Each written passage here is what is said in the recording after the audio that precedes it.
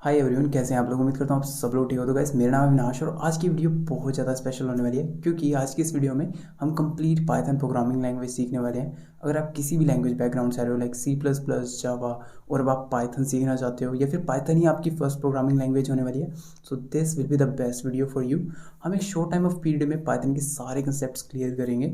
और अगर आप इस वीडियो कंप्लीटली वॉच करते हो एंड तक और ये कोर्स कंप्लीट करते हो तो इस बात की एश्योरेंस मैं दे रहा हूँ कि आपको कंप्लीट पाइथन आ जाएगी। एंड उसके बाद हम बात करेंगे कि कौन कौन से फील्ड्स हैं जहाँ पे आप मूव कर सकते हो इस कोर्स को करने के बाद as per your interest. And at the end मैं आपको एक लिंक भी प्रोवाइड करूँगा एक प्लेलिस्ट का, जहाँ से आप खुद का एक एडवांस वर्चुअल असिस्टेंट बना सकते हो एज अ प्रोजेक्ट। हमारे चैनल पे कंप्लीट प्लेलिस्ट पड़ी हुई है, बट आई विल सजेस्ट कि पहले आप इस कोर्स को कंप्लीट करो, पाइथन को अच्छे से समझो, उसके बाद को उस प्रोजेक्ट पे मूव करना ताकि आपको वो प्रोजेक्ट अच्छे से समझ आए। हर एक टॉपिक आपको समझ आना चाहिए, तभी आपका फ़ायदा है। और जितनी ज़्यादा प्रैक्टिस करोगे ऑब्वियसली उतनी ज़्यादा लर्निंग होगी। और अगर वीडियो पसंद आए तो वीडियो को लाइक कर सकते हो, साथ साथ चैनल को सब्सक्राइब भी कर सकते हो ताकि फ्यूचर में ऐसी कोई वीडियो आए और या मैं कोई कोर्स पोस्ट करूँ तो आपसे मिस आउट ना करो। अब बात करते हैं पाइथन इंट्रोडक्शन की। तो गाइस, पाइथन एक मल्टीपर्पज़ प्रोग्रामिंग लैंग्वेज है जो कि आज के टाइम में ऑलमोस्ट हर फील्ड में यूज़ हो रही है। आप बात करो web development, app development, machine learning, data science, AI, हर फील्ड में पाइथन यूज़ हो रही है। अब इसके इतने ज़्यादा पॉपुलर होने के रीजंस क्या हैं गाइस? बहुत सारे रीजन है। बेसिक सी बात करते हैं, लाइक आप इसे हर ओएस सिस्टम में यूज़ कर सकते हो। आप मैक यूज़ कर रहे हो, आप विंडोज़ यूज़ कर रहे हो, लिनक्स कर रहे हो, रास्पबेरी पाई, हर ओएस सिस्टम के लिए पाइथन अवेलेबल है। उसके बाद इजी सिंटैक्स गाइस, इतना ज़्यादा इजी सिंटैक्स है, बिल्कुल बेसिक इंग्लिश के साथ आप इसे कोरिलेट कर सकते हो। और यही रीज़न है कि बिगनर्स की सबसे ज़्यादा फेवरेट लैंग्वेज होती है पाइथन, क्योंकि उन्हें कंप्लीट कोड समझ आ रहा होता है। और बात करें मोस्ट इंपॉर्टेंट थिंग, आप पाइथन को एक ऑब्जेक्ट ओरिएंटेड प्रोग्रामिंग की तरह भी यूज़ कर सकते हो या फिर सिंपल फंक्शनल वे में भी यूज़ कर सकते हो। अब बिना टाइम वेस्ट किए चलते हैं लैपटॉप की स्क्रीन पे और स्टार्ट करते हैं हमारी पाइथन जर्नी इंस्टॉलेशन के साथ। और फटाफट से मैं अपने VS कोड और पाइथन के सेटअप को अनइंस्टॉल कर लेता हूँ ताकि मैं आपको कंप्लीट इंस्टॉलेशन प्रोसेस सिखा सकूँ, ताकि फ्यूचर में आपको कोई बेसिक इशू फेस ना करने पड़े इंस्टॉलेशन के रिगार्डिंग। करता हूँ और अनइंस्टॉलेशन कंप्लीट होगी। अब हम बात करेंगे पाइथन इंस्टॉलेशन की। तो गाइस, मैं विंडो ओएस में कंटिन्यू करूँगा। अगर आपका कोई भी ओएस सिस्टम यूज़ कर रहे हो आप, तो आप सेम प्रोसेस फॉलो कर सकते हो।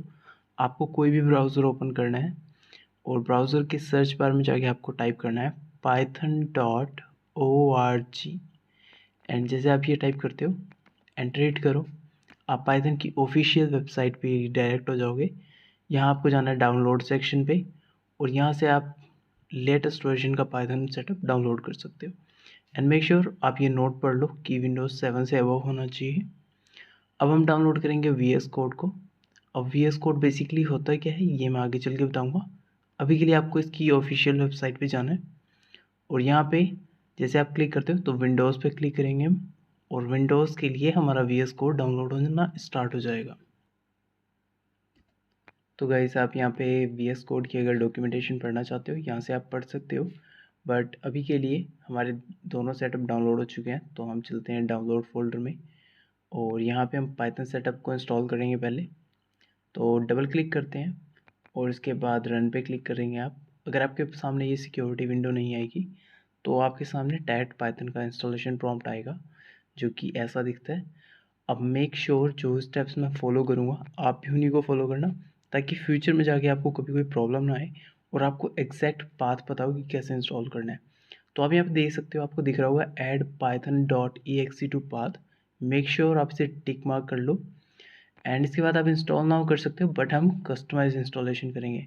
तो इन बॉक्सेस को टिक रहने दो, नेक्स्ट पे क्लिक करो, यहाँ पे इन बॉक्सेस को टिक कर लो एंड उसके बाद यहाँ पे हमारी जो डायरेक्टरी है आप देख सकते हो, ये सी ड्राइव में प्रोग्राम फाइल्स नाम का एक फ़ोल्डर है उसमें बनेगा।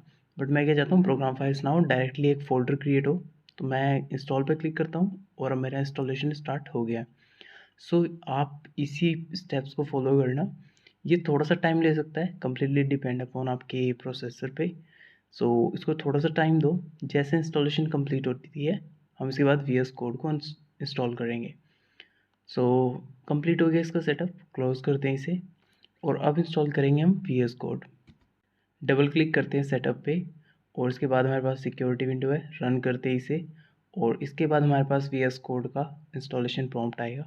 अगर आपके पास सिक्योरिटी विंडो नहीं आ रही है तो उससे डरने की कोई बात नहीं है, आपको सिंपली वही स्टेप्स फॉलो करने हैं जो मैं कर रहा हूँ, ठीक है। तो वेट करते हैं इंस्टॉलेशन प्रॉम्प्ट का और here it is. So I accept the agreement करेंगे, नेक्स्ट पे क्लिक करते हैं। आप नेक्स्ट पे क्लिक करोगे, अगर आप यहाँ पे इसका कोई फ़ोल्डर नहीं बनाना चाहते हो तो इस बॉक्स को टिक कर दो, बट मैं बनाना चाहता हूँ तो मैं नेक्स्ट पे क्लिक करूँगा। इसके बाद यहाँ पे ये जो बॉक्स दिख रहे हैं दोनों, इनको टिक मार्क कर लेना, इनका यूज़ बहुत ज़्यादा होता है, बहुत यूज़फुल चीज़ है, आगे बताऊँगा मैं। और अभी के लिए मैं एक आइकन भी चाहता हूँ तो मैं इसको टिक कर लेता हूँ। अगर आपको नहीं चाहिए तो स्किप करना, नेक्स्ट पे क्लिक करके इंस्टॉल पे क्लिक करेंगे और आपकी इंस्टॉलेशन स्टार्ट हो जाएगी। तो इसकी इंस्टॉलेशन जैसे कंप्लीट होती है फिनिश करेंगे, बट एक सेकेंड, मैं भी लॉन्च नहीं करना चाहता VS कोड को, क्योंकि मैं आपको एक इजी मेथड दिखाना चाहता हूँ। तो मैं इसे अनटिक चेक करूँगा और यहाँ पे फिनिश करते हैं। अब इसके बाद इसको कर देते हैं क्लोज और अब बात करते हैं VS कोड की। गाइस, VS कोड बेसिकली एक कोड एडिटर है जिसे हम यूज़ करते हैं अपनी प्रोडक्टिविटी बढ़ाने के लिए, ताकि हम अपने कोड को ज़्यादा से ज़्यादा स्पीड में टाइप कर सकें और हमें बहुत सारे एडिशनल फीचर्स मिल जाएं। अब यही काम आप पाइथन के इंटरप्रेटर एडिटर के साथ भी कर सकते हो। पाइथन का एक इनबिल्ट एडिटर होता है जिसे आईडीएलई कहते हैं। आप सिंपली आईडीएलई सर्च करो और उसके बाद आप ओपन ओपन कर सकते हो। तो आपका जो इंटरप्रेटर होगा वो बिल्कुल इतना सिंपल सा दिखेगा। यहाँ पे आप देख सकते हो कोई एडिशनल फीचर्स नहीं आपको मिलने वाले। बट हाँ, अगर आप बिगिनर हो, आपके पीसी के स्पेक्स बहुत कम हैं, तो आप इसे यूज़ कर सकते हो, but I suggest VS code use करो। कोई हैवी सॉफ्टवेयर नहीं है। अब मैं आपको डिफरेंस दिखाना चाहूँगा कि डिफरेंस क्या है। सपोज़ मैं यहाँ पे लिखता हूँ, मैं एक वेरिएबल बनाता हूँ नेम नाम से, और ये सारे टॉपिक्स अभी मत सोचना क्या है, मैं सिर्फ आपको फंक्शनैलिटी दिखा रहा हूँ। आगे चल के इनके बारे में अच्छे से बात करेंगे कि ये है क्या, वेरिएबल्स क्या हैं, हमारे फंक्शंस क्या हैं, सब कुछ मैं आपको बताने वाला हूँ। तो सपोज़ मैं यहाँ पे लिखता हूँ एक नेम नाम का वेरिएबल और इसे मैं प्रिंट कराना चाहता हूँ।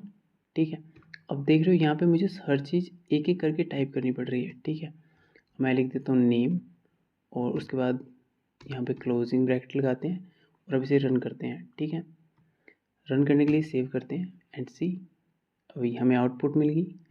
अब यही सेम काम मैं आपको VS कोड में करके दिखाता हूँ। मैं यहाँ पे नेम नाम का एक वेरिएबल बना रहा हूँ। ठीक है, यहाँ पे मैंने एक बार कोड को दबाया एंड सी, ओपनिंग कोड मैंने लगाया और क्लोजिंग कोड अपने आप लग गया। अब यहाँ सपोज मैं डिफाइन कर देता हूँ अपना डेटा।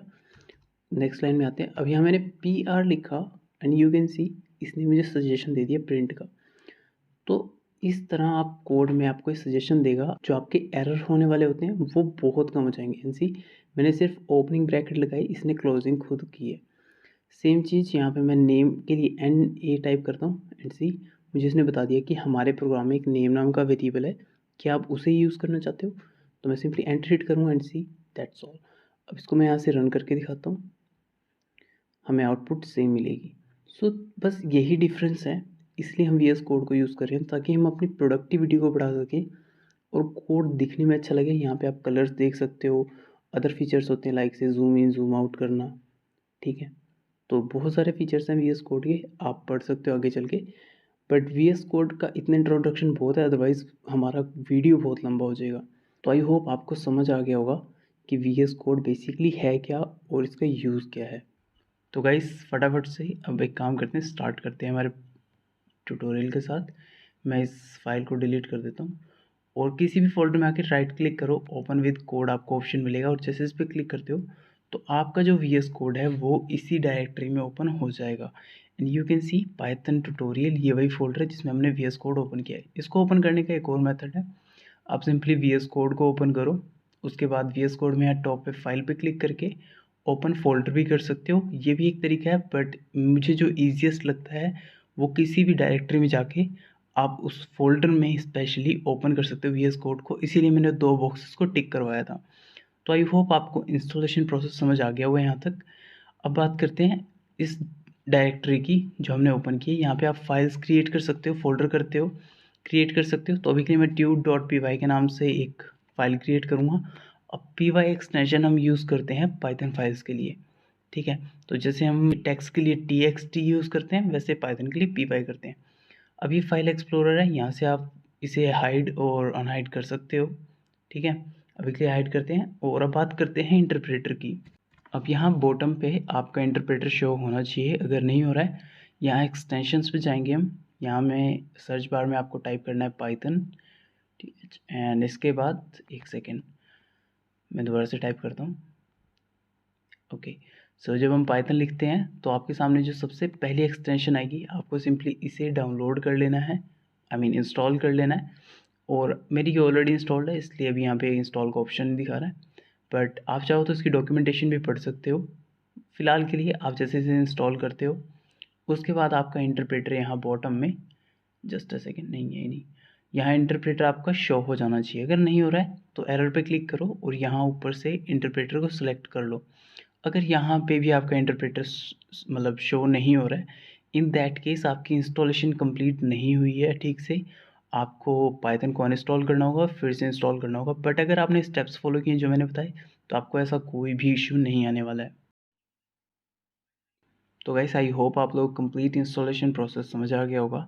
आपको अगर कोई भी डाउट है या कोई भी एरर आ रहा है तो आप कमेंट सेक्शन में लिख सकते हो। आई विल डेफिनेटली ट्राई कि मैं आप लोगों को आंसर प्रोवाइड कर सकूं।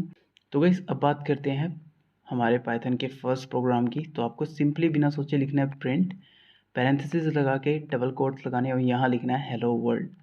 और उसके बाद इस प्रोग्राम को आप यहाँ से रन बटन से रन भी कर सकते हो, अदरवाइज सिंपली राइट क्लिक करो और run Python file in terminal पे क्लिक करो और आपका टर्मिनल ओपन हो जाएगा। और यहाँ पे आपके प्रोग्राम को एग्जीक्यूट करके आपका इंटरप्रेटर आउटपुट दे देगा। तो wait for a second and see hello world.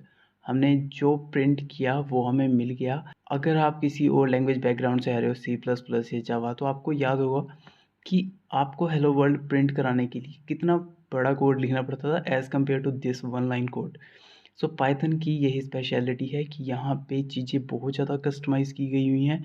आप चीज़ों को बहुत अच्छे से और बहुत इजी तरीके से कर सकते हो। अब प्रिंट बेसिकली होता क्या है? प्रिंट पाइथन का एक बिल्ट इन फंक्शन होता है, इसके बारे में भी बात करेंगे। लेकिन आपको जो चीज़ याद रखनी है कि हमारी जो पाइथन है वो केस सेंसिटिव लैंग्वेज है। अगर सपोज पी को मैं अपर केस में कर दूँ और अब रन करते हैं, एक second, that's my mistake, program save नहीं किया मैंने, तो मैं इसे यहाँ से क्लोज़ करता हूँ टर्मिनल को, प्रोग्राम सेव करके अब फाइल को रन करते हैं हम। एंड हमें मिलने वाला है एक error, see name error. So I hope आपको समझ आ गया होगा कि आपको पाइथन में केसेस का कितना ज़्यादा ध्यान रखना है।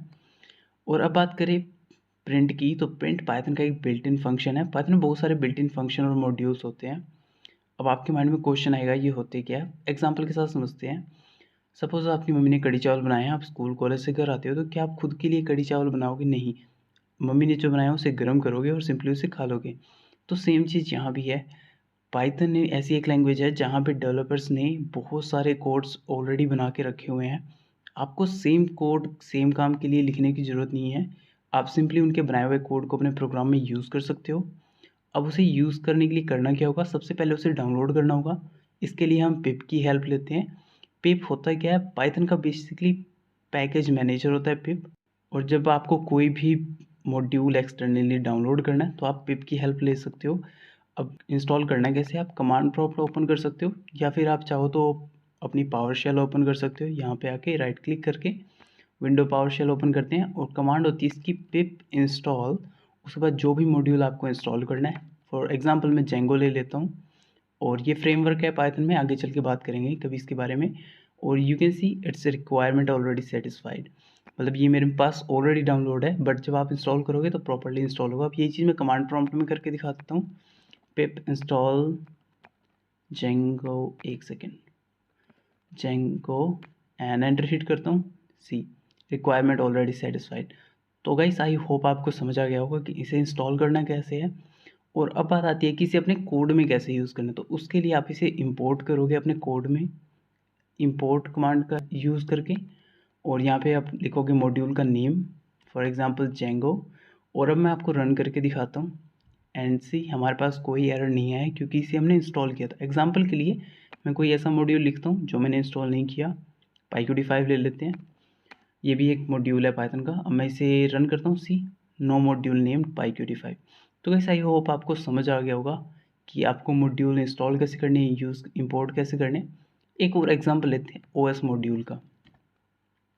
तो प्रोग्राम को मैं रन करता हूँ एंड सी अब भी हमारे पास कोई एरर नहीं है। तो अब आपके माइंड में क्वेश्चन आएगा कि OS तो हमने डाउनलोड किया ही नहीं। तो गाइस इस चीज़ का डिफरेंस समझो आप। OS हमारा एक बिल्ट इन मॉड्यूल है और जेंगो हमारा एक एक्सटर्नल मॉड्यूल है। अब डिफरेंस ये है, OS मॉड्यूल हमारा पाइथन कम्युनिटी ने लिखा है और जेंगो एक डेवलपर ने लिखा है जो कि बिल्कुल आपकी और मेरी तरह है। तो आप भी फ्यूचर में जाके अपने खुद के मॉड्यूल्स, खुद के पैकेजेस पब्लिश कर सकते हो। इसके लिए मैंने एक अलग से वीडियो बना रखी है जिसमें आप सीख सकते हो कि आप खुद के मॉड्यूल्स कैसे बना के पब्लिश कर सकते हो जिन्हें वर्ल्ड वाइड कोई भी यूज़ कर सके। बट अभी के लिए आई सजेस्ट अभी उन पे फोकस मत करो। और अगर आपको देखने हैं कौन से बिल्ट इन मॉड्यूल्स होते हैं, बिल्ट इन फंक्शन है, तो आप बिल्ट इन फंक्शन सर्च करो गूगल पे जाके, और पाइथन की ऑफिशियल वेबसाइट पे जाके आप देख सकते हो पाइथन के कौन कौन से बिल्ट इन फंक्शंस हैं, उनकी डॉक्यूमेंटेशन पढ़ सकते हो, बेसिकली इनका यूज़ क्या है। तो गाइस ये डिफरेंस होता है एक बिल्ट इन मॉड्यूल में और एक्सटर्नल मॉड्यूल में।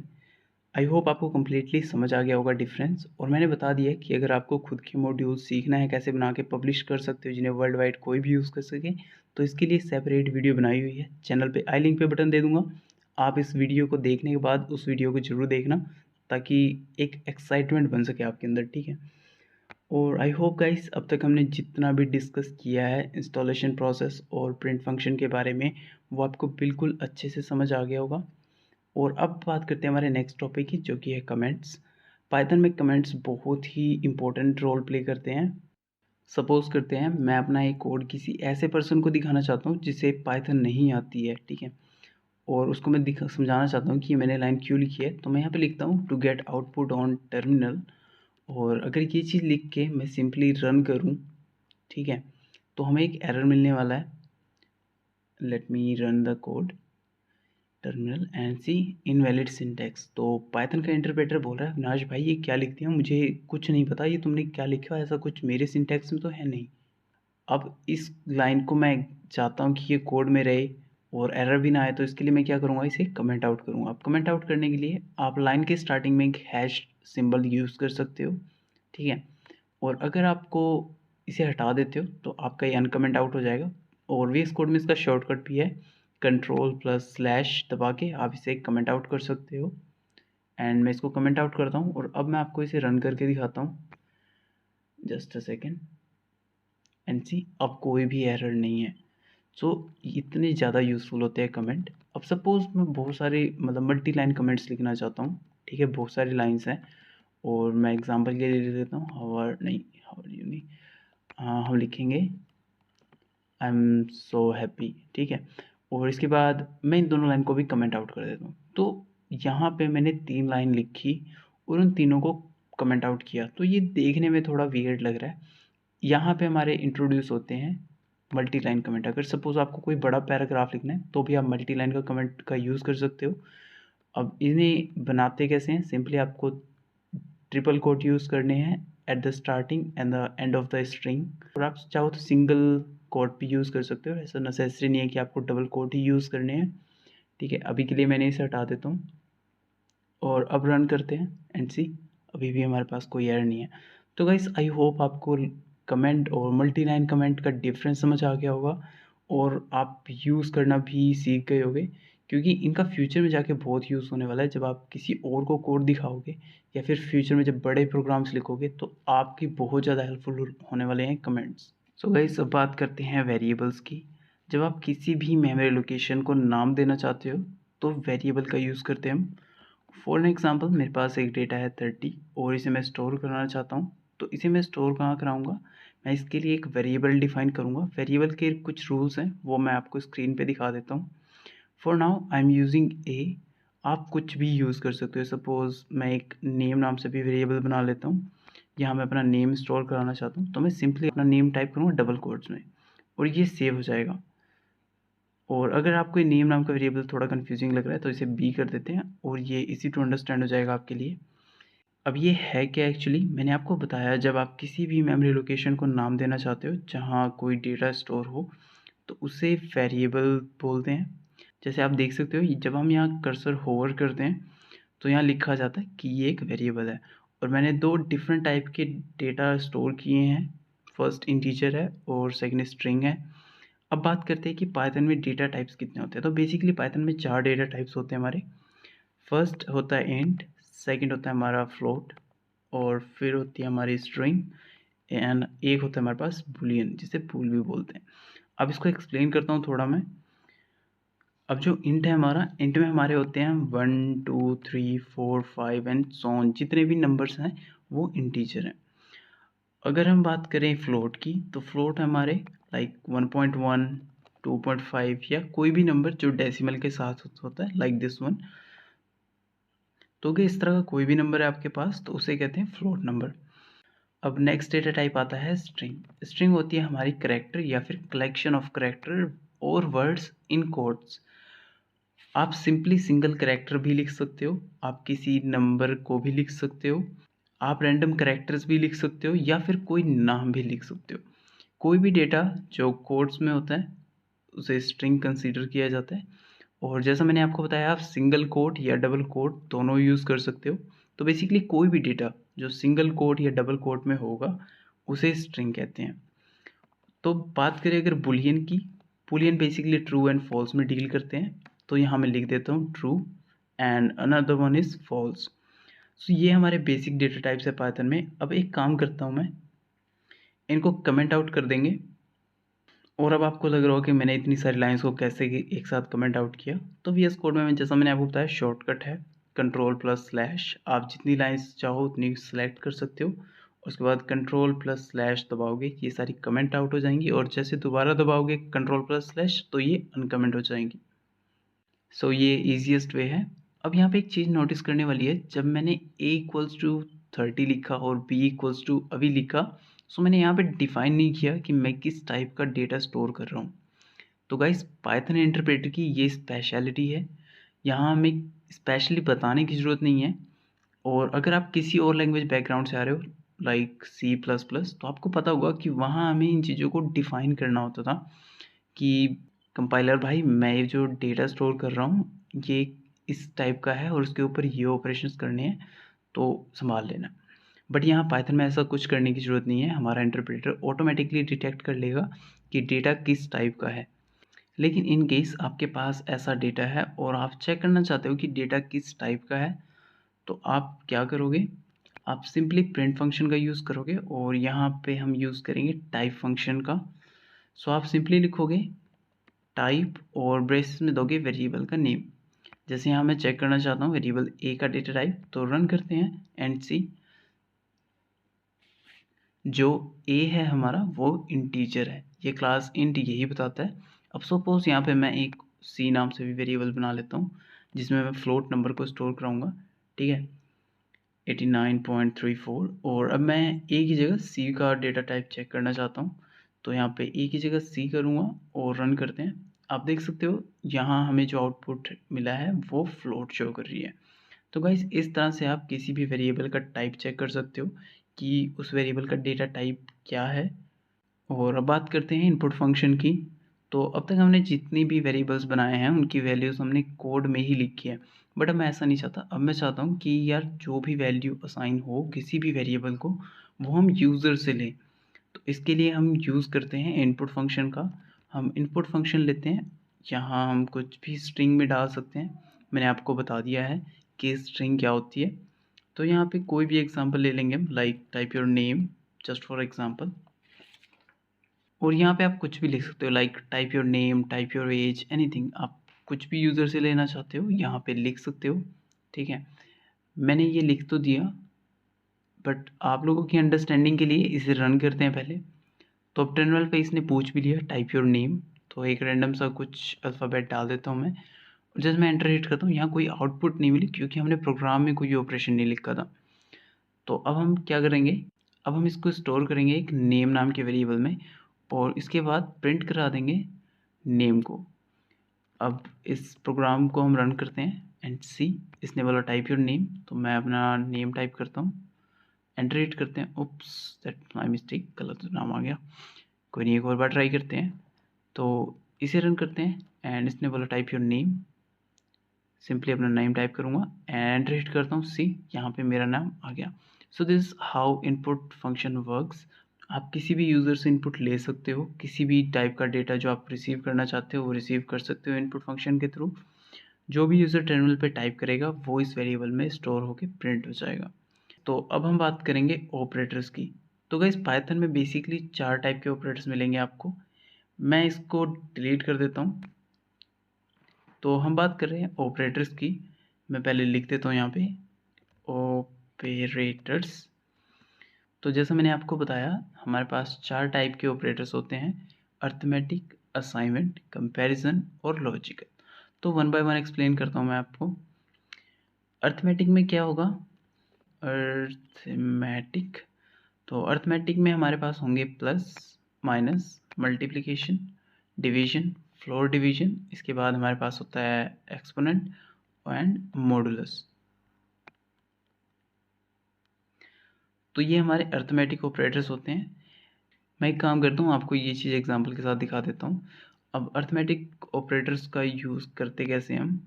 सपोज़ मैं प्रिंट करा देता हूँ a plus, just a second, यहाँ पे b डिफाइन कर लेता हूँ और वैल्यू 5 कर लेते हैं और यहाँ पे 7 कर लेते हैं, ठीक है। सो अब यहाँ आते हैं और प्रिंट फंक्शन पे और लिख देंगे a प्लस b और अब इसको हम कॉपी कर लेते हैं ताकि मैं आपको सारे ऑपरेशंस दिखा सकूं, ठीक है। तो अब यहाँ करेंगे minus, multiply, divide, floor division, ठीक है। उसके बाद एक्सपोनेंट और यहाँ पे हमारा आ जाता है modulus, which is also called as remainder. अब सिंपली इस चीज़ को मैं रन करके दिखा देता हूँ। सो आप देख सकते हो a प्लस बी हमने किया तो हमें यहाँ a प्लस बी मिल गया। 7 plus 5 which is equal to 12। अगर इसमें से माइनस करते हैं तो बचता है 2, मल्टीप्लाई करते हैं तो 35 और अगर डिवाइड करते हैं तो 1.4। And this how arithmetic operators work. तो ये अर्थमेटिक ऑपरेशंस हैं जो पाइथन में परफॉर्म कर सकते हो। अब बात करते हैं हमारे सेकेंड टाइप के ऑपरेटर्स की, जो कि होते हैं हमारे असाइनमेंट ऑपरेटर्स। तो असाइनमेंट ऑपरेटर में आते हैं हमारे इक्वल्स टू, और होता है हमारे पास plus equals to, minus equals to, so इस टाइप से सो ऑन, ठीक है। अब इसे कमेंट करके प्रूव करते हैं। एग्जांपल से समझते हैं। प्रिंट कराना है हमें ए को, और हाँ, अगर आप लोगों ने नोटिस करा हो तो असाइनमेंट ऑपरेटर हम लोग बहुत पहले से यूज़ करते आ रहे हैं। जब हम इक्वल्स टू लगाते हैं ना, तो बेसिकली हम कर क्या रहे हैं? हम असाइन कर रहे हैं एक वैल्यू को एक वेरिएबल में। सो this is how assignment works. अगर मैं चाहता हूँ कि ये वैल्यू जो 7 है ये बढ़ जाए, तो मैं ये कर सकता हूँ a equals to a plus 1 या फिर 2 कर लेते हैं। तो अगर अब मैं इसे रन करता हूँ तो इसकी जो आउटपुट आएगी वो 9 आएगी, क्योंकि यहाँ पे मैंने इंक्रीमेंट किया है 2 का। अब इस चीज़ को और शॉर्ट में लिखने का तरीका ये है, आप सिंपली प्लस इक्वल्स टू लिख के 2 लिख दो तो भी ये बिल्कुल वही काम करेगा। सी, आउटपुट 9 आई है। अगर मैं इसको 5 से इंक्रीमेंट करता हूँ 7 को, तो जो हमारी आउटपुट आएगी वो 12 आएगी। सी, सो आई होप आपको ये चीज़ अच्छे से समझ आ गई होगी। अब यही सिंबल अगर मैं यहाँ पे माइनस कर देता हूँ और फिर इसको रन करता हूँ, सो देखो यहाँ पे माइनस हो जाएगा। सो this is how assignment operators work. अगर बात करें हम अपने नेक्स्ट ऑपरेटर की, वो थे हमारे कंपैरिजन ऑपरेटर्स, ठीक है। अब कंपैरिजन में क्या हुआ? आप कंपेयर करते हो बोथ वैल्यूज़ इक्वल है या नहीं है। सो इसके लिए हम यूज़ करते हैं इक्वल्स टू।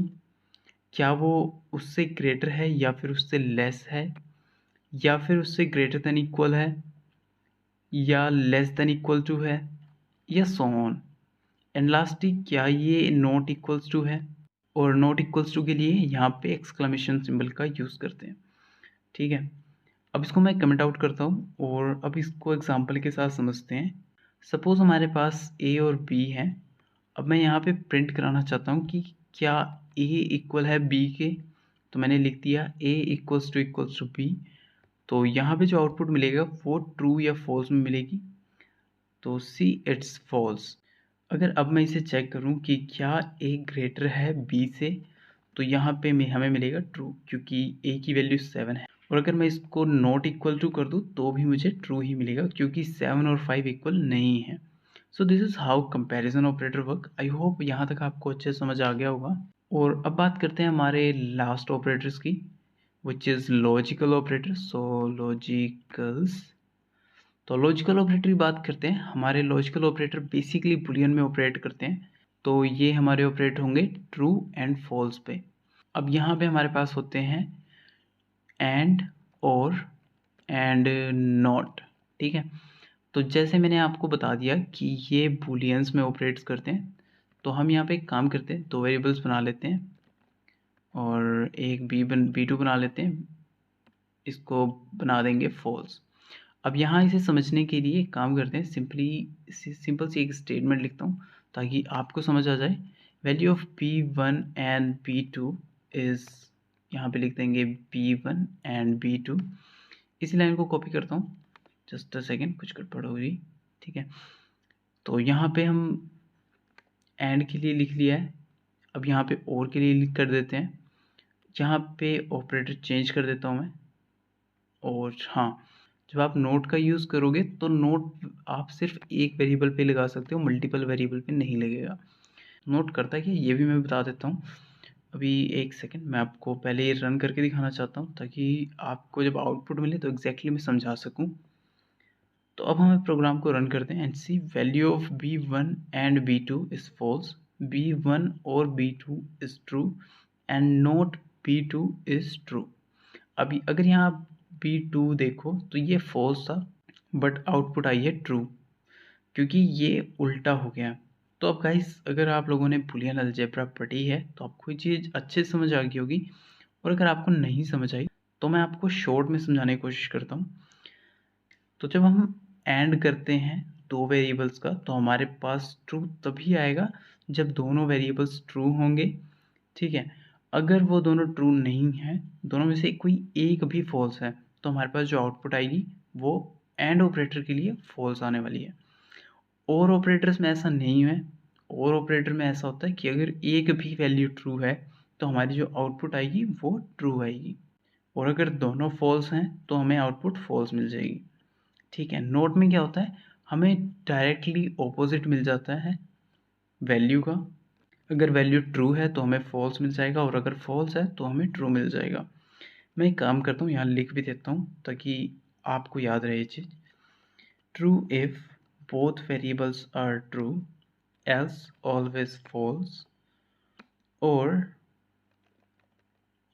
के लिए true if any variable is true, false only when both are false, and not के लिए opposite। तो आई होप आपको ये चीज़ समझ आ गई होगी कि मैं कहना क्या चाहता हूँ एग्जैक्टली। तो गाइस, अब हम बात करते हैं नए टॉपिक की, जिसका नाम है टाइप कन्वर्जन या फिर टाइप कास्टिंग। आप टाइप कन्वर्जन बोलो या फिर टाइप कास्टिंग बोलो, एक ही बात है। अब सपोज़ मैं एक डेटा लेता हूँ ए एंड सेकंड लेता हूँ जो कि एक स्ट्रिंग है, एंड सी लेता हूँ एक डेटा जो कि मेरा एक फ्लोट नंबर है। अब ये चीज़ चेक कैसे करनी है वो मैं आपको पहले बता चुका हूँ। प्रिंट कराना है आपको टाइप ऑफ ए। तो यहाँ आप देख सकते हो इसकी क्लास आ गई है हमारे पास। तो फिलहाल इसको कमेंट आउट करते हैं और इसको एक एग्जांपल से लेते हैं। मैं चाहता हूँ कि एक नेम नाम से वेरिएबल बनाएं और हम यूज़र से इनपुट लें, एंटर योर एज। अब हम इसे प्रिंट कराते हैं कि after 5 years your age will be, और यहाँ कॉमा डाल के हम लिख देते हैं एज +5, ठीक है। सिंपल था ये। अब इसे रन करके देखते हैं। तो इसने पूछा एज क्या है तुम्हारी, मैंने एज सिंपल 45 लिख दिया, और मुझे एक एरर मिलता है, you can only concatenate string not int to string, which means आपने जो यहाँ आउटपुट दी वो एक स्ट्रिंग है। अब ये चीज़ हमें इस तरह नहीं समझ आएगी। पहले एक काम करते हैं, इसको कमेंट आउट करते हैं और इसको यहाँ से कट करते हैं और यहाँ ला के पेस्ट करते हैं, and type of age check करते हैं, ठीक है। तो पहले हम ये चीज़ चेक कर लेते हैं कि हमारी जो एज एंटर कर रहे हैं हम, सॉरी माय मिस्टेक, यहाँ पे एक एज एंटर करते हैं 45। अब ये एक स्ट्रिंग है, लेकिन यार हम एक स्ट्रिंग एंटर कर ही नहीं रहे, हम तो एक इंटीजर एंटर कर रहे हैं, राइट, विच इज़ 45। तो ये स्ट्रिंग क्यों दिखा रहा है? तो गाइस, अगर इस डेटा के ऊपर कोई भी ऑपरेशन आपको परफॉर्म करना है तो आपको ये बात याद रखनी होगी कि जब भी आप कोई इनपुट लेते हो पाइथन में इनपुट फंक्शन से, तो जो भी डेटा आप एंटर करोगे वो एक स्ट्रिंग की फॉर्म में आएगा पाइथन में, ठीक है। लेकिन अभी हमें जो ऑपरेशन परफॉर्म करना है वो हमें परफॉर्म करना है एक इंटीजर के ऊपर। तो अब यहाँ इंट्रोड्यूस होगी हमारी टाइप कास्टिंग। हम क्या करेंगे, हम एज को इक्वल करेंगे इंट ऑफ एज से। सो ये पाइथन का एक बिल्ट इन फंक्शन है, इंट, स्ट्रिंग, फ्लोट, ये 3 फंक्शन है जो आप यूज़ कर सकते हो टाइप कास्टिंग के लिए। मैंने यहाँ पे इंट ऑफ एज लिखा, इसके बाद मैं इसको अनकमेंट करता हूँ। अब मैं आपको प्रोग्राम रन करके दिखाता हूँ। अब मैं यहाँ पे अपनी एज एंटर करता हूँ 24 एंड एंटर हिट करता हूँ तो see it's 29 after 5 years. So this is how type casting work. और ऐसा नहीं है कि आप इसे सिर्फ स्ट्रिंग में कर सकते हो। सेम मैं फ्लोट में चेंज करता हूँ और रन करते हैं। अब मेरी आउटपुट जाएगी वो सेम होगी पर डेसिमल के साथ होगी which is float number. So I hope आपको अच्छे समझ आ गई होगी टाइप कास्टिंग कि स्ट्रिंग से फ्लोट में कैसे करना है। एक काम करता हूँ, पहले इसे कमेंट आउट कर देता हूँ। तो सपोज अब मेरे पास ये एक वेरिएबल सी है फ्लोट डेटा टाइप का, इसको मैं स्ट्रिंग में चेंज करना चाहता हूँ। तो मैं क्या करूँगा सिंपली, और इवन एक ईजीएस्ट वे जो मैं आपको बताना भूल गया, जस्ट अ सेकेंड। अब ये जो लाइन हमने यहाँ लिखी ये थोड़ा लेंथी वे है कि आपको एक लाइन अलग से लिखनी पड़ रही है। आप इसी चीज़ को और शॉर्ट वे में कर सकते हो, बताता हूँ। सिंपली आपने ये जो लाइन लिखी है इनपुट वाली, यहाँ पे आपको स्टार्टिंग और एंड में ब्रैकेट डालनी है। यहाँ पे आपको लिखना है इंट एंड दैट्स ऑल। आपका जो भी डेटा इनपुट होगा वो यहीं पे इंट में कन्वर्ट हो जाएगा। आपको अलग से एक लाइन लिखने की ज़रूरत नहीं पड़ेगी। So this is the easiest way according to me. But अगर आपको इस तरह कन्फ्यूजिंग लग रहा है तो सिंपल एक लाइन अलग से लिख लो, कोई बहुत बड़ी बात नहीं है। मेन बात यह है आपको कंसेप्ट अच्छे से समझ आना चाहिए, ठीक है। उसके बाद जो भी तरीका आपको कन्वीनियंट लगे वो यूज़ करो। तो अगर अब आप यहाँ पे टाइप चेक करना चाहते हो सी की, या फिर यहाँ पे हम ऐसे नहीं कर सकते, यहाँ पे प्रिंट फंक्शन पहले लिखेंगे फिर उसमें टाइप लिखेंगे और उसके बाद जिस वेरिएबल का टाइप चेक करना है वो रन करते हैं। तो सी एक फ्लोटिंग टाइप है, सो इट्स फ्लोट। और अगर अब सी को अपडेट कर दें सी इक्वल्स टू इंट ऑफ सी और रन करें तो अब जो आउटपुट आएगी वो हमारी इंट होगी और डेटा ओनली 34 होगा। अब इसी को हम स्ट्रिंग में भी कन्वर्ट करके देख सकते हैं। str रन करते हैं तो see it's string now. So I hope आपको टाइप कास्टिंग अच्छे से समझ आ गई होगी कि टाइप कास्टिंग है क्या और डेटा टाइप्स चेंज कैसे कर सकते हैं और उसे उसका यूज़ क्या है। तो अब बात करते हैं पाइथन में एक स्पेशल टॉपिक की। ये स्पेशल टॉपिक हमारा स्ट्रिंग। अब स्ट्रिंग हमने पढ़ लिया कि एक डेटा टाइप है, लेकिन अब हम बात करेंगे कि स्ट्रिंग के ऊपर ऑपरेशंस कितने सारे हो सकते हैं। सपोज़ मैं एक वेरिएबल डिफाइन करता हूँ नेम नाम से और वैल्यू में टोनी स्टार्क लिख लेंगे। जरूरी नहीं है आप यही स्ट्रिंग लो, आप कोई भी स्ट्रिंग ले सकते हो, मैं बस एक सुपर हीरो का नाम यूज़ कर रहा हूँ। एंड अब इसके बाद जैसे ही आप यहाँ पे नेम डॉट टाइप करते हो आपके सामने बहुत सारे सजेशंस आ जाते हैं। मतलब हम ये सारे ऑपरेशन परफॉर्म कर सकते हैं स्ट्रिंग के ऊपर। तो सबसे पहले हम बात करेंगे कि अगर हमें कंप्लीट स्ट्रिंग मतलब सारे अल्फ़ाबेट्स अपर केस में चाहिए तो हम प्रिंट करेंगे नेम डॉट अपर, ठीक है। जैसे हमने इस फंक्शन को कॉल किया और रन किया प्रोग्राम को, यू कैन सी जो आउटपुट आई वो हमारी कंप्लीट स्ट्रिंग जो है वो अपर केस में चेंज होगी। अब सिंपली आप लोअर केस में भी चेंज कर सकते हो, ये अपर हटा के यहाँ लोअर लिखो और रन करो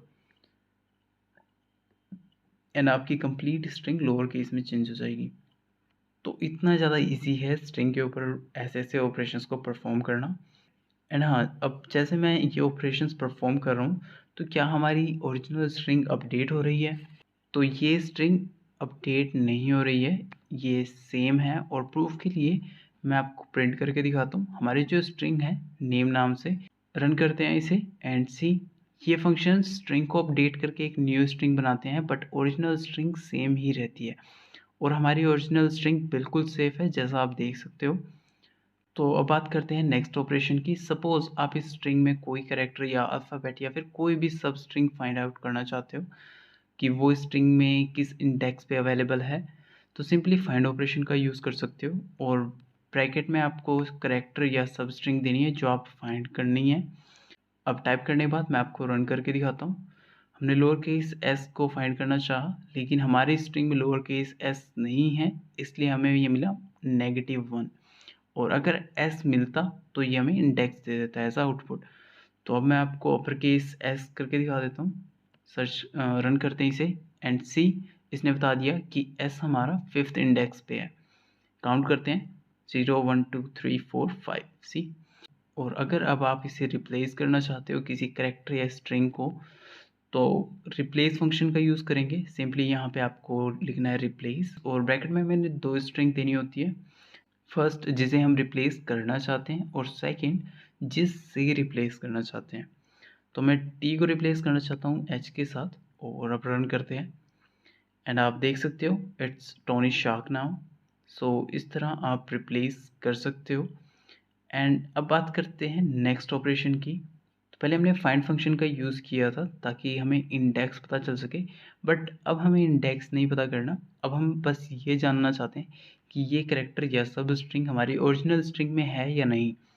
तो अब हम इसको फटाफट से हटा देते हैं और अब लिखते हैं upper case T in name और रन करते हैं एंड सी ये ट्रू है। अगर मैं यहाँ पे टी की जगह कुछ और लिख देता, सपोज आई लिखते हैं और फिर प्रोग्राम को रन करूँ, तो सी इट्स फॉल्स, क्योंकि आई इज कंप्लीट स्ट्रिंग में कहीं नहीं है। सो this is how you can perform multiple operation on string. तो गाइस अब बात करते हैं कंडीशंस इन पाइथन की। ठीक है, तो पाइथन में इफ़ एल्स कंडीशंस की बात करेंगे हम।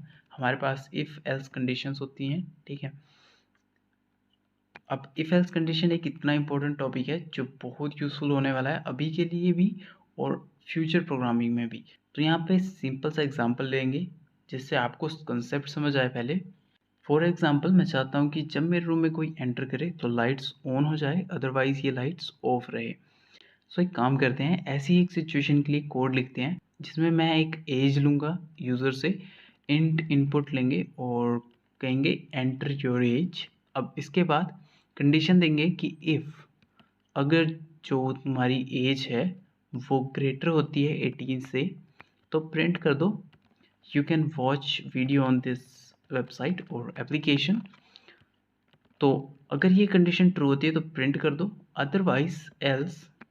अब यहाँ पे आपको इंडेंटेशन का ध्यान रखना है। जब आप कोई भी कंडीशन लगाते हो तो उसके लिए हम कॉलन का यूज़ करते हैं और उसके बाद जब एंटर हिट करते हैं तो आपको एक इंडेंटेशन मिलती है जो कि बताती है कि नेक्स्ट लाइन ऑफ कोड इस कंडीशन के अंडर है। और इंडेंटेशन बेसिकली एक टैब होता है या फिर आप सिंपली 4 स्पेसेस भी यूज़ कर सकते हो। तो इन केस आप इंडेंटेशन नहीं यूज़ करते हो और इस इंडेंटेशन से बाहर हो तो वो इस कंडीशन के लिए एग्जीक्यूट नहीं होगा। पाइथन इंटरप्रेटर उसे एक न्यू लाइन ऑफ कोड की तरह कंसीडर करेगा और कंडीशन में कोई भी फ़र्क नहीं पड़ेगा। तो जैसे हम एल्स लिख के कॉलन डालते हैं और एंटर हिट करते हैं तो सी, अब अगर एज ग्रेटर देन 18 नहीं है तो प्रिंट करो you can not watch video on this application. ठीक है, तो अब इस प्रोग्राम को रन करते हैं। अब ये एज पूछ रहा है, मैं एंटर करता हूँ 19 और उसके बाद प्रेस करते हैं enter and see you can watch video on this application. अब आप यहाँ कुछ भी एंटर करो 18 से अबव, वो कोई रैंडम नंबर भी हो सकता है लाइक ये, तो भी it will show the same output. हालांकि ये एक पॉसिबल एज नहीं है।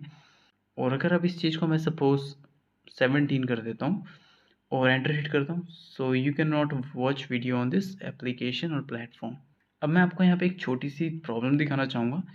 मैं इस प्रोग्राम को रन करता हूँ और हम चाहते हैं कि 18 से अबव एक्सेस कर सकते हैं, राइट। और जब मैं 18 लिख के एंटर हिट करता हूँ सो ये बोल रहा है you can not watch video on this application. मतलब ये जो कंडीशन हमने दी है ये 18 प्लस के लिए है। अगर 18 भी हुई तो फॉल्स ही कंसीडर करेगा इसे ये। ठीक है, अब इसके लिए आप यहाँ पे इक्वल्स टू लगा सकते हो। और मैं आपको यहाँ पे एक दूसरा कंसेप्ट भी समझाना चाहता हूँ। तो अब मैं चाहता हूँ कि हमारा प्रोग्राम मल्टीपल कंडीशंस को चेक करे, सिर्फ एक को नहीं। एग्जांपल, मैं चाहता हूँ कि अगर जो एज है वो 10 साल से कम हो तो प्रोग्राम प्रिंट कर दे भाई you have to focus on studies. So यहाँ पे काम आती है elif conditions. Elif age less than equal to 10, तो क्या करो, तो प्रिंट करा दो प्लीज़ फोकस ऑन स्टडीज़। अब इस प्रोग्राम को रन करता हूँ और सपोज यहाँ पे एज डालता हूँ 9, तो आउटपुट आएगी please focus on your studies. अब इंटरप्रेटर पहले इस स्टेटमेंट को चेक करेगा, अगर ये ट्रू नहीं हुई तो इस पे जाएगा और अगर ये भी नहीं हुई तो इस पे आएगा। पहले क्या हो रहा था, इंटरप्रेटर पहली कंडीशन को चेक कर रहा था, अगर ट्रू हुई तो ठीक, नहीं तो डायरेक्टली एग्जीक्यूट कर दे रहा था एल्स वाली कंडीशन। तो गाइस अब मैंने यहाँ आपको अच्छे समझा दिया है कि इफ़ एल्स कंडीशंस कैसे यूज़ करनी है। और अगर इसके बाद आप कोई कंडीशन और ऐड करना चाहते हो तो ऐसे ऐड कर सकते हो। एलिफ एज ग्रेटर देन 17 लगा लेते हैं या 80 लगा लेते हैं, तो प्रिंट करा देंगे this application is not good for your health. मैं जस्ट एक एग्जांपल दे रहा हूँ और इसे रन करते हैं। तो मैं 81 एंटर करता हूँ, एज के लिए, और जो आउटपुट है वो you can watch video on this application. अब आपको लगेगा कि ये गलत आउटपुट है, लेकिन नहीं, मैं आपको एक कंसेप्ट बताना चाहता हूँ। इस फर्स्ट कंडीशन में आप लिखोगे and age is less than 80, तो अब ये परफेक्टली वर्क करेगा। अब मैं इसे एक बार फिर से रन करता हूँ और मैं 81 लिखने वाला हूँ एंड सी, अब ये दिखाएगा this application is not good for your health. तो आई होप आपको बिल्कुल अच्छे से समझ आ गया होगा कि इफ़ एलिफ कंडीशंस कैसे काम करती हैं और इनका यूज़ क्या है। तो गाइस अब मैं आपको एक एक्सरसाइज देना चाहता हूँ जिससे आपको वो सारे टॉपिक रिवाइज हो जाएंगे जो अब तक हमने इस वीडियो में कवर किए हैं। तो गाइस मैं सजेस्ट करूँगा आप सभी को कि वीडियो को पॉज करना और इस एक्सरसाइज को कंप्लीट करके कमेंट जरूर करना अपने आंसर्स को।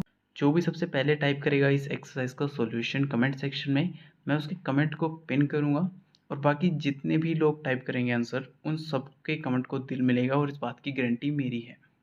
तो अब बात करते हैं एक्सरसाइज है क्या। तो एक्सरसाइज है कैलकुलेटर। तो मैं आपको हिंट दे देता हूँ ताकि आपको समझ आ जाए आप बनाना कैसे है। आपने सबसे पहले take input number 1, number 2 and operator, ये 3 इनपुट लेनी है। उसके बाद आपको परफॉर्म करने हैं operations on number 1 and number 2, और lastly show the output on terminal. तो ये आपकी एक्सरसाइज है और मेक श्योर आप कमेंट जरूर करो, इससे मुझे पता चलेगा कि आपको सब कुछ समझ आ रहा है या नहीं। तो गाइस आई होप आप लोगों ने एक्सरसाइज कंप्लीट कर ली होगी, अपना आंसर भी कमेंट कर दिया होगा। अब हम बात करते हैं रेंज फंक्शन की। तो रेंज फंक्शन का यूज़ हम बेसिकली तब करते हैं जब हमें नंबर्स की रेंज चाहिए होती है। फॉर एग्जांपल 1 से 100 तक, या 1 से 1000 तक, या 1 से 10,000 तक, या लाख, कुछ भी, कोई भी नंबर आप ले सकते हो। Completely depends upon your need. अब इसे यूज़ किस तरह करते हैं, हम सिंपली लिखेंगे प्रिंट रेंज, ब्रैकेट देखिए जितनी रेंज चाहिए, लाइक 100। तो अब इसे रन करते हैं एंड सी, आपको एक रेंज रिटर्न कर दी है इस फंक्शन ने। अब आपके मन में एक क्वेश्चन आएगा कि इसका यूज़ कहाँ करेंगे हम, या फिर यूज़ है क्या इसका। बट अभी के लिए आप इस चीज़ को समझ लो कि एक नंबर्स की रेंज लेने के लिए यूज़ करते हैं हम, और पर्पस मैं आपको आगे समझाता हूँ। अभी के लिए बस मैं आपको इंट्रो दे रहा हूँ ताकि जब आगे प्रोग्राम में मैं इसे इंट्रोड्यूस करूँ तो आपको कन्फ्यूजन ना हो। तो फिलहाल के लिए इसे डिलीट करते हैं। और गाइस अब हम बात करते हैं बहुत ही इंपॉर्टेंट टॉपिक की, जो कि है लूप्स। पाइथन में बेसिकली 2 टाइप्स के लूप्स होते हैं जो आप कॉमनली यूज़ करोगे, which is for loop and while loop. तो पहले हम बात करते हैं वाइल लूप की। So we will talk about while loop, ठीक है। तो बेसिकली वाइल लूप वर्क कैसे करते हैं, इस चीज़ को एग्जांपल से समझते हैं। सपोज आपको कोई बोले मुझे नंबर 1 प्रिंट करके दिखाओ, आप सिंपली लिखोगे प्रिंट 1 एंड रन, तो आउटपुट मिल जाएगी। अब यूज़र बोलता है कि मुझे 5 तक प्रिंट करा के दिखाओ, या 5 नंबर प्रिंट करा के दो। आप इस तरह कॉपी पेस्ट कर सकते हो और नंबर को अपडेट करते हो एंड 1 2 3 4 एंड इस तरह प्रिंट करा सकते हो। लेकिन अब यूज़र कहे भाई 100 तक प्रिंट करो, सो अगर आप इस तरह कॉपी पेस्ट भी कर रहे हो तो it will take so much time. ये काम हो जाएगा, ऐसा नहीं है कि होगा नहीं, but it will take so much time. और इन केस नंबर्स बढ़ गए लाइक 10,000 20,000, फिर ये काम बहुत ज़्यादा मुश्किल हो जाएगा। लेकिन ये काम कंप्यूटर फास्ट कर सकता है, राइट। और इसलिए पाइथन में हम यूज़ करेंगे लूप्स का। तो सिंपली आपको पता है फाइल का मतलब होता है जब तक, मीन्स आपने एक कंडीशन दे दी और जब तक वो कंडीशन ट्रू नहीं हो जाएगी आपका प्रोग्राम चलता रहेगा, और जैसे ही वो कंडीशन फुलफिल होती है आपका प्रोग्राम रुक जाएगा। अब इस चीज़ को कोड से समझते हैं। सपोज मैं एक काउंटर डिफाइन करता हूँ i इक्वल्स टू 1, और मैं एक वाइल लूप चलाऊँगा यहाँ पे। वाइल जब तक i मेरा लेस देन इक्वल टू 50 है, तो क्या करो, प्रिंट कराओ हमारे i को, एंड हो गया आपका ये प्रोग्राम रेडी। लेकिन अब मैं इस प्रोग्राम को अगर रन करता हूँ तो ये 1111 प्रिंट कर रहा है, और ये प्रिंट करता रहेगा जब ये कंडीशन ट्रू ना हो। तो ये प्रोग्राम अब इन्फानाइट लूप में फंस गया है, क्योंकि इसके लिए i 1 है और कंडीशन हमने 50 के लिए दी है। तो अब एक टाइम ऐसा आएगा जब सारी मेमोरी लोकेशन फुल हो जाएगी और आपका प्रोग्राम क्रैश हो जाएगा। सो कभी भी अपने किसी भी प्रोग्राम में इन्फानाइट लूप मत लगाना गलती से भी, वरना आपका प्रोग्राम डेफिनेटली क्रैश होगा। अब इसको सही कैसे करना है, अब हम इस i की वैल्यू को इंक्रीमेंट कर देंगे 1 से, सो I equals to I plus 1 और मैं इसको रन करूं तो हमारा लूप 50 पे जाके रुक जाएगा। मैंने आपको एक बात बताई थी, जब हम असाइनमेंट ऑपरेटर का यूज़ करते हैं तो हम I equals to I plus 1 को आई प्लस इक्वल्स टू 1 भी लिख सकते हैं। और अब मैं इसे रन करता हूँ तो सेम आउटपुट आएगी, ठीक है। अब सपोज नंबर्स 50 की जगह 500 होते तो भी हमारा प्रोग्राम कुछ सेकंड ही लेता और हमें आउटपुट मिल जाती। तो आई होप आपको लूप्स के फ़ायदे समझ आ गए होंगे। एंड जैसे हमने देखा कि जब हमने आई को इंक्रीमेंट नहीं किया था तो हम इन्फानाइट लूप में फंस गए थे। इन केस आपको खुद नीड है एक इन्फानाइट लूप की, तो वो आप कैसे बना सकते हो। सिंपली मैं लिखूंगा वाइल ट्रू प्रिंट आई और यहाँ भी वही करूँगा I equals to I plus 1। और अब मैं इसको रन करता हूँ तो अब ये प्रोग्राम एक इन्फानाइट लूप में है, विच मीन्स ये कभी रुकेगा ही नहीं। जब तक मेरे पास मेमोरी लोकेशंस के लिए स्पेस है ये रन करता रहेगा, और जब मेमोरी फुल हो जाएगी तब ये प्रोग्राम क्रैश हो जाएगा। सो इस तरह से आप एक इन्फानाइट लूप बना सकते हो, बट अभी के लिए इसे टर्मिनेट करेंगे यहाँ से और इसे करता हूँ कमेंट आउट। तो आई होप आपको अच्छे समझ आ गया होगा कि वाइल लूप कैसे वर्क करता है और इसका यूज़ क्या है। तो गाइस अब हम बात करेंगे हमारे फॉर लूप्स की। सो हम करते हैं फॉर लूप्स। तो गाइस अब हम बात करते हैं फॉर लूप्स की। फॉर लूप्स का यूज़ हम तब करते हैं जब हमारे पास कोई सीक्वेंस हो या फिर कोई रेंज है नंबर्स की या फिर कोई लिस्ट है। तो लिस्ट एक डेटा स्ट्रक्चर जिसे हम आगे डिस्कस करेंगे। तो एक एग्जांपल के साथ समझते हैं इसे भी। मैं सिंपली यहाँ लिखूँगा for I in range of 50। अब मैंने आपको समझाया था कि रेंज क्या होती है। हम एक रेंज ऑफ नंबर्स ले लेते हैं। सो अब मैं यहाँ पे सिंपली आई को प्रिंट करता हूँ और रन करते हैं इस प्रोग्राम को। तो सी हमारे पास आउटपुट आ गई। तो हमारे पास जो आउटपुट आई है ये ओनली 49 तक आई है, बट हमने तो 50 तक लिखा है रेंज में। तो रेंज का जो एंड होता है वो हमेशा एंड -1 होता है। अब रेंज को डिटेल में समझने के लिए थोड़ा सा एक्सप्लेन करता हूँ मैं। तो अभी के लिए हमने सिंपली एक रेंज दी हुई थी, लेकिन अब मैं इस रेंज को बढ़ाना चाहता हूँ। अब मैं इस रेंज को 50 की जगह 500 कर देता हूँ, लेकिन अब मैं 100 से स्टार्ट करना चाहता हूँ, 0 से नहीं। तो मैं यहाँ पे 100 लिख के कॉमा डाल देता हूँ। अब यहाँ पे आप स्टेप्स भी दे सकते हो, और जब इस पर होवर करते हैं तो आप इसकी डिस्क्रिप्शन भी पढ़ सकते हो। और मैं सिंपली बताऊं तो रेंज फंक्शन में हम 3 चीज़ दे सकते हैं, स्टार्ट, स्टॉप एंड स्टेप्स। तो स्टेप्स के लिए यहाँ भी मैं 10 दे देता हूँ और इसके बाद रन करते हैं। तो सी जितने भी नंबर्स हैं 100 से 500 तक सब प्रिंट कर दिए हैं, लेकिन 10 के स्टेप्स के बाद। एंड इनको प्रिंट करवाने के बाद जो हमारी आउटपुट आएगी वो कुछ ऐसी दिखेगी। तो आई होप आपको लूप्स का कंसेप्ट अच्छे से क्लियर हो गया होगा कि आप इन्हें कहाँ और कैसे यूज़ कर सकते हो। तो गाइस अब बात करते हैं कॉम्प्लेक्स डेटा टाइप्स की, जो कि है हमारे list, tuple, set and dictionary. तो सबसे पहले हम बात करते हैं लिस्ट की। लिस्ट तो अब फॉर एन एग्जांपल मैं एक स्टूडेंट नाम से एक लिस्ट बनाना चाहता हूँ, स्टूडेंट। तो लिस्ट क्रिएट करने के लिए हम स्क्वायर ब्रैकेट का यूज़ करते हैं और अब हमारी लिस्ट क्रिएट हो गई है। अब इस लिस्ट में किसी भी टाइप का डेटा आप स्टोर करा सकते हो, एग्जांपल इंट, फ्लोट, स्ट्रिंग, कुछ भी। तो अभी के लिए हम सिंपली कुछ स्टूडेंट्स के नेम लिख लेते हैं, अभी, भास्कर, हिमांशु, अर्पित। तो ये कुछ स्टूडेंट्स के नाम लिख लिए मैंने। एंड अब ये लिस्ट क्रिएट हो गई हमारी। अब एक काम करता हूँ, मैं आपको टाइप भी चेक कराता हूँ, प्रिंट टाइप। तो आई होप आपको याद होगा कि हम टाइप कैसे चेक करते हैं, स्टूडेंट, और आपको दिखा दूँ कि ये लिस्ट है, सी। तो आई होप आपको ये चीज़ समझ आ गई होगी।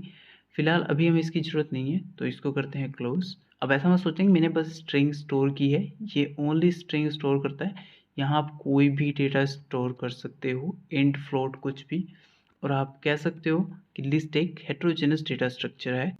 तो अगर अब हमें चेक करना है कौन सा स्टूडेंट किस नंबर पे है, तो इसके लिए हम प्रिंट करेंगे स्टूडेंट और यहाँ पे हम इंडेक्स देंगे। सपोज हमें चेक करना है कि फर्स्ट इंडेक्स पे कौन सा स्टूडेंट है, तो यहाँ हम 1 कर देंगे।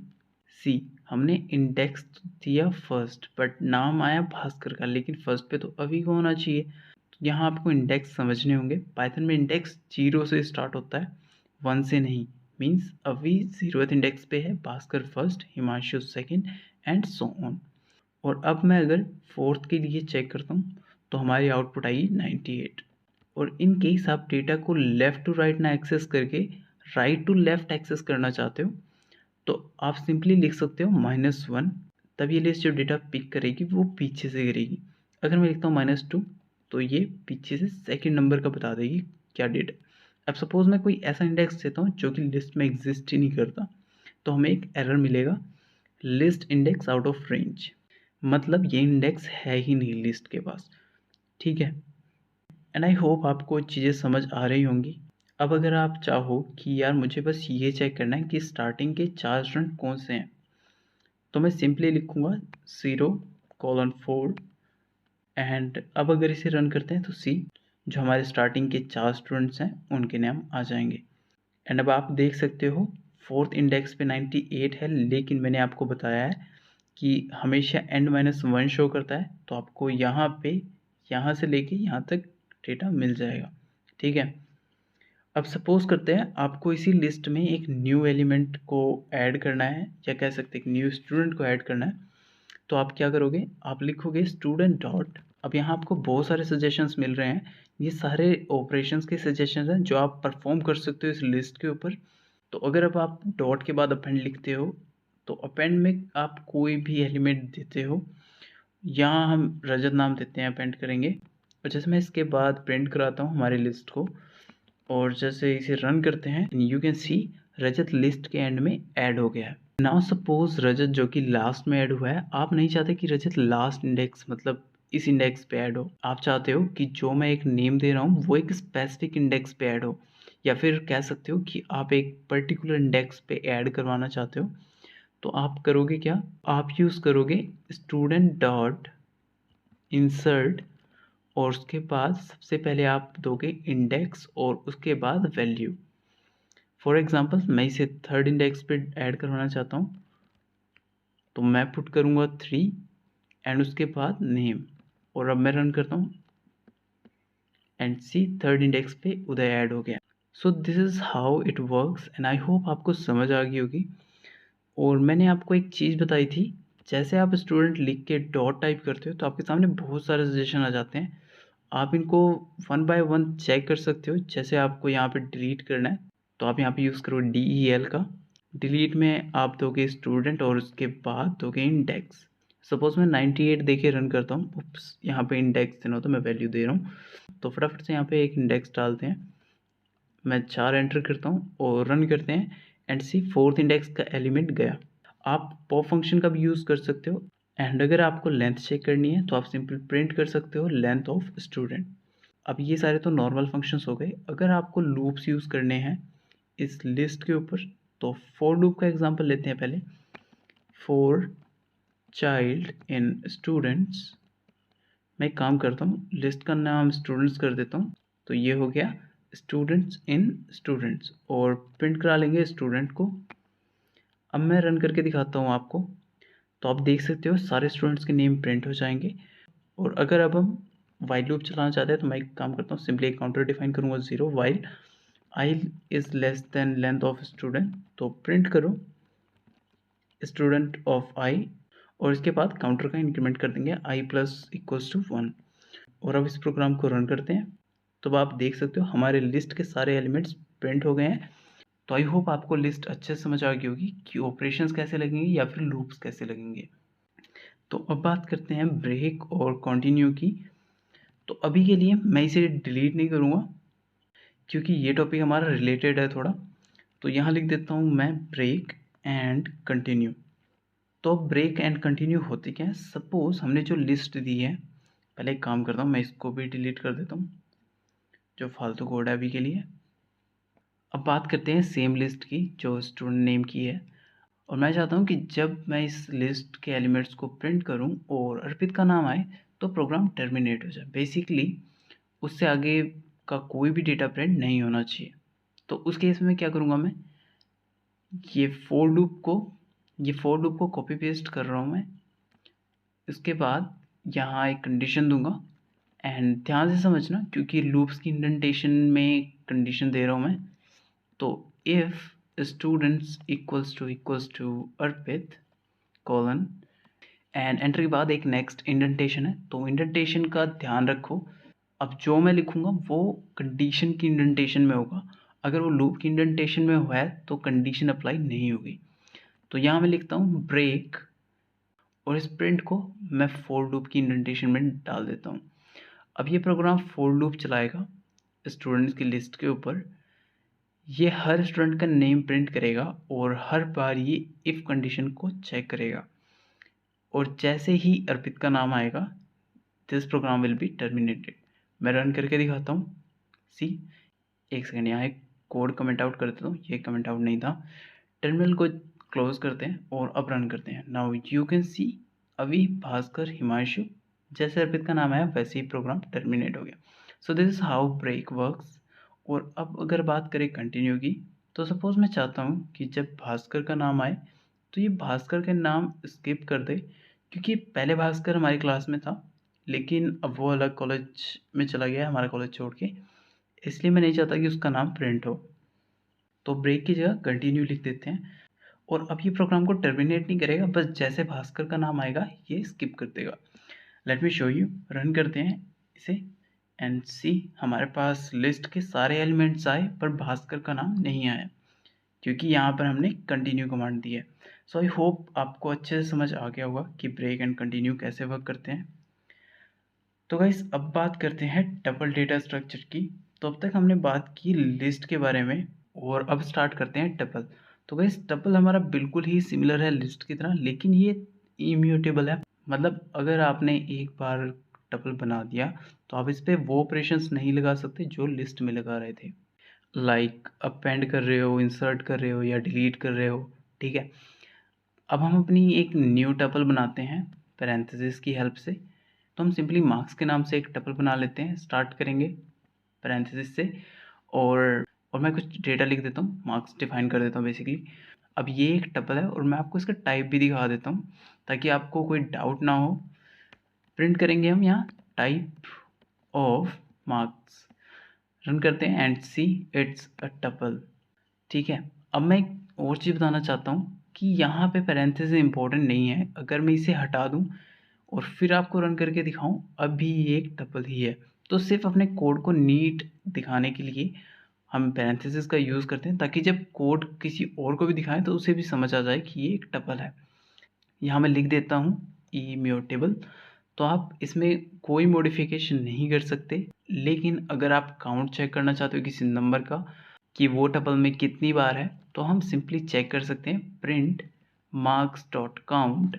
अब यहाँ पे आप नंबर दे सकते हो, फॉर एग्जांपल 99 चेक करना चाहते हो आप कितनी बार है, तो रन करते हैं। तो सी 99 यहाँ पे 3 बार है, 1 2 3। ठीक है, अब सपोज आपको काउंट चेक नहीं करना, आपको चेक करना है इंडेक्स, तो रन करते हैं and see it's number third. अब इसने थर्ड ही क्यों बताया, 99 यहाँ भी है यहाँ भी है। तो जब भी ये स्टार्ट करता है 0th इंडेक्स से, तो जिस इंडेक्स पे पहले वैल्यू मिल जाती है ये वो वैल्यू रिटर्न करता है और उसके आगे की इंडेक्सेस को चेक नहीं करता। अब इसके बाद आप चेक कर सकते हो लेंथ ऑफ मार्क्स, और जैसे आप रन करोगे आपको इसकी लेंथ मिल जाएगी कि इसमें 8 एलिमेंट्स हैं। तो ये बात होगी हमारे टपल्स की। अब हम बात करते हैं हमारे कोर डेटा स्ट्रक्चर की, जिसे कहते हैं सेट। अब इसका यूज़ करते हैं हम यूनिक एलिमेंट्स को स्टोर करने के लिए। अब यहाँ आपको एक न्यू कंसेप्ट देखने को मिलता है जो कि अब तक प्रीवियस डेटा स्ट्रक्चर में नहीं था, वो है नो इंडेक्सेस। मैं लिख भी देता हूँ नो इंडेक्सेस। अब मार्क्स के नाम से एक सेट बना लेते हैं और हमारे सेट स्टार्ट होते हैं कर्ली ब्रेसेस के साथ। तो मैं फटाफट से डेटा एंटर कर लेता हूँ, तो प्रिंट करते हैं मार्क्स को। तो अब आउटपुट से थोड़े सरप्राइज हो जाओगे आप। सी, हमारे सेट में तो इतने सारे एलिमेंट्स थे बट आउटपुट में इतने कम कैसे। तो यहाँ पे जितने भी डुप्लीकेट एलिमेंट्स थे सेट ने उन्हें ऑटोमेटिकली रिमूव कर दिया। सबसे बड़ा यूज़ यही होता है सेट्स का। एक और बात, आप इसमें इंडेक्सेस के ऊपर काम नहीं कर सकते। जैसे हम थर्ड इंडेक्स पे चेक करें तो एक एरर मिलेगा, set object is not subscriptable, which means यहाँ इंडेक्सेस नाम की चीज़ नहीं है। तो अगर आपको सेट्स में आइट्रेशन करनी है या एलिमेंट्स को एक्सेस करना है तो आपको लूप्स चलाने होंगे। एग्जाम्पल के लिए फॉर लूप का यूज़ करते हैं, फॉर मार्क इन मार्क्स, और प्रिंट करा देंगे हम मार्क को, और सिंपली रन करेंगे तो हमारे टर्मिनल पे हमें सारे एलिमेंट्स मिल जाएंगे।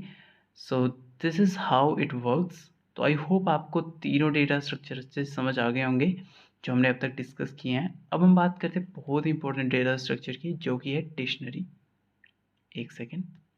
तो डिक्शनरी एक बहुत ही इंपॉर्टेंट डेटा स्ट्रक्चर है पाइथन का, जिसे हम बहुत ज़्यादा यूज़ करने वाले हैं आगे चल के। यहाँ पे बेसिकली जो हम डेटा स्टोर करते हैं वो की वैल्यू पेयर में करते हैं। तो अगर कोई भी वैल्यू है जिसको स्टोर करना है तो उसके लिए एक यूनिक की का यूज़ करते हैं। और वैल्यूज़ ज़रूरी नहीं है कि इंट, फ्लोट या स्ट्रिंग हो, लिस्ट, टपल, स्ट्रिंग, सेट कुछ भी हो सकता है। एग्जाम्पल के साथ समझते हैं। मैं एक डी नाम से डिक्शनरी बनाना चाहता हूँ। हमारी डिक्शनरी भी कर्ली ब्रेसेस से ही स्टार्ट होती है, लेकिन जैसे मैंने आपको बताया यहाँ बात की और वैल्यू पेयर्स में हुई। तो सबसे पहले हम की डिफाइन करते हैं, स्टूडेंट 1 के नाम से एक की बनाते हैं और इसकी वैल्यू रखते हैं अभी। अब कोमा डाल के नेक्स्ट पे आते हैं। नेक्स्ट हमारा स्टूडेंट है स्टूडेंट 2, जिसकी वैल्यू है विकास। स्टूडेंट 3 की वैल्यू अर्पित कर देते हैं और एक मार्क्स नाम की है जिसमें सबके मार्क्स हैं। तो बन गई हमारी डिक्शनरी। अब इसको प्रिंट भी करा देते हैं, प्रिंट डी। तो आप देख सकते हो कि हमने ये डिक्शनरी प्रिंट की है। और अगर आप टाइप चेक करना चाहते हो तो जैसे अब तक हमने किया है, टाइप ऑफ डी, रन करते हैं एंड टाइप आ जाता है डिक्ट। सो आई होप आपको समझ आ गई होगी डिक्शनरी क्रिएट कैसे करनी है। सो अगर अब आपको यहाँ पे किसी भी वैल्यू को एक्सेस करना है तो कैसे करोगे, क्योंकि यहाँ तो इंडेक्सेस यूज़ नहीं होते, तो हम यहाँ पे वैल्यू को एक्सेस कर लेंगे उसकी की हेल्प से। सो यहाँ पे डी करके ब्रैकेट्स लगाते हो तो आपको सजेशन देगा कीज़ के। हम स्टूडेंट 1 सेलेक्ट करते हैं, रन करते हैं एंड स्टूडेंट 1 इज़ अभी। एंड अब मैं इसको चेंज करना चाहता हूँ स्टूडेंट 3 से एंड रन करते हैं। उप्स, अब ये चीज़ आपको ध्यान रखनी है कि ये केस सेंसिटिव है। अब मैं इसको लोअर केस में करके रन करता हूँ तो आउटपुट अर्पित। और इसलिए मैंने आपको कई बार बोला है कि इंडेक्सेस और केसेस का ध्यान रखना, ठीक है। सपोज़ आपको किसी वैल्यू को अपडेट करना है। सपोज़ मैं चाहता हूँ कि जो स्टूडेंट 3 की वैल्यू है वो अर्पित है और चेंज हो जाए वो, तो इसे किस तरह हम चेंज करेंगे, print d of student 3 equals to Uday. और फिर हम प्रिंट करा देते हैं d of student 3 see it's Uday. But मैं काम करता हूँ, आपको इस तरह नहीं, कंप्लीट डिक्शनरी प्रिंट करा के दिखाता हूँ। सी, अब जो यहाँ पे स्टूडेंट 3 है वो उदय है, अर्पित नहीं है।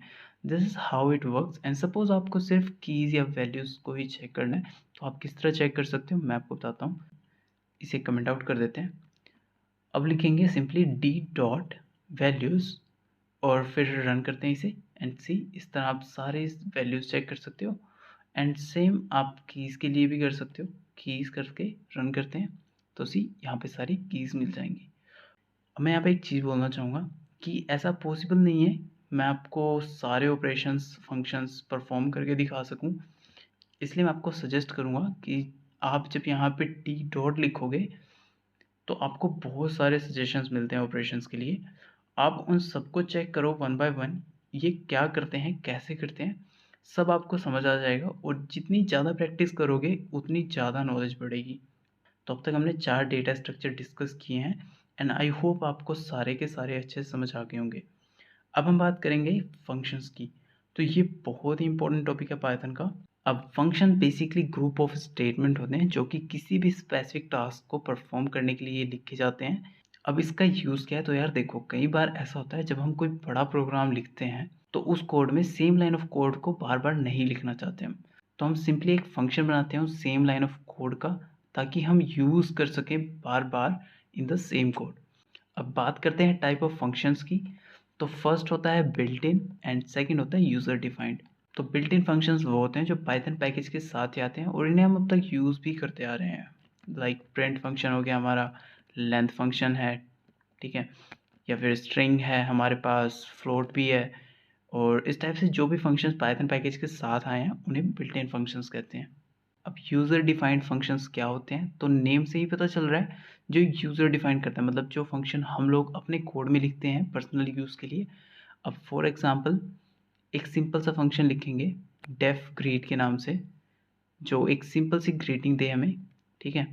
अब फंक्शन लिखने का सिंटैक्स क्या होता है, पहले लिखते हैं डेफ मीन्स डिफाइन, फिर फंक्शन का नाम, जो भी नाम आपको देना है, फिर कॉलन, इसके बाद इंडेंटेशन के साथ जो भी ऑपरेशन परफॉर्म करना चाहते हो, जैसे यहाँ है गुड मॉर्निंग ब्रो। और अब इसको मैं सेव करके रन करता हूँ जस्ट टू चेक कोई एरर ना आए। एंड सी यहाँ कोई आउटपुट नहीं है बट कोई एरर भी नहीं है। अब आपको लगेगा आउटपुट क्यों नहीं है, क्योंकि जब भी आप चाहते हो कि आपका फंक्शन एग्जीक्यूट हो उसे कॉल करना पड़ता है। कॉल करने के लिए हम लिखेंगे ग्रीट, पैरेंथेसिस लगा के हम इसे करेंगे कॉल। अब करते हैं प्रोग्राम को run and see output is good morning bro. तो अब आपको लग रहा होगा यार क्या नीड है इसकी, जब मैं एक लाइन लिख के यही काम कर सकता हूँ तो मैं क्यों एक फंक्शन बनाऊँ। तो अब आपको ये बात समझनी होगी कि अगर प्रोग्राम में यही लाइन 20 बार लिखनी है तो इतनी बड़ी लाइन लिखने से अच्छा है आप एक वर्ड का फंक्शन कॉल कर दो। तो आई होप आप समझ गए होंगे। एंड अब मैं चाहता हूँ कि मेरे पास एक वैल्यू भी आए, मीन्स एक आर्ग्यूमेंट भी पास हो।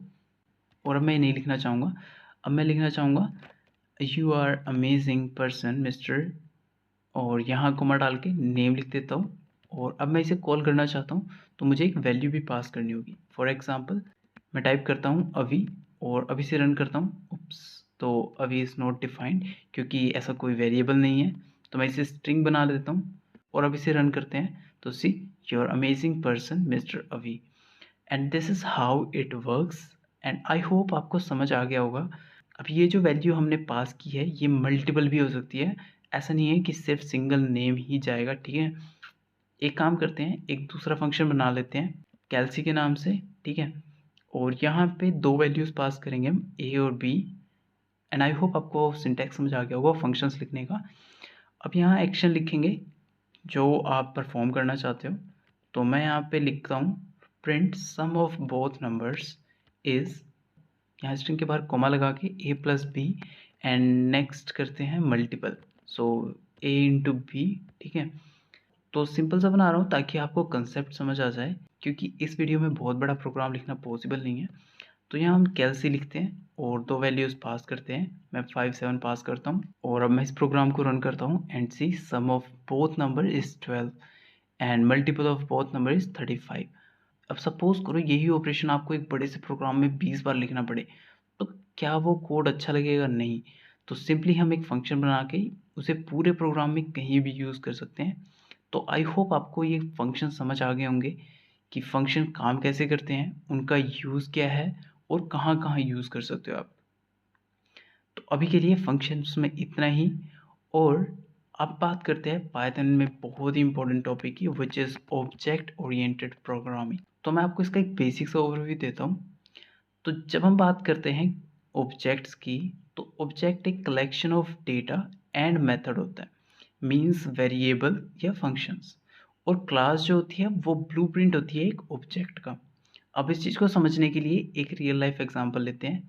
सपोज आपको एक ब्रिज बनाना है रिवर के ऊपर, तो यहाँ पे जो रिवर के ऊपर ब्रिज होगा वो एक ऑब्जेक्ट है, लेकिन उस ऑब्जेक्ट को बनाने के लिए हमें सबसे पहले बनाना पड़ेगा एक ब्लूप्रिंट कि इस ब्रिज में कितने पिलर्स होंगे, कितनी लेंथ होगी, कितनी विड्थ होगी, या कितना वाइड होना चाहिए।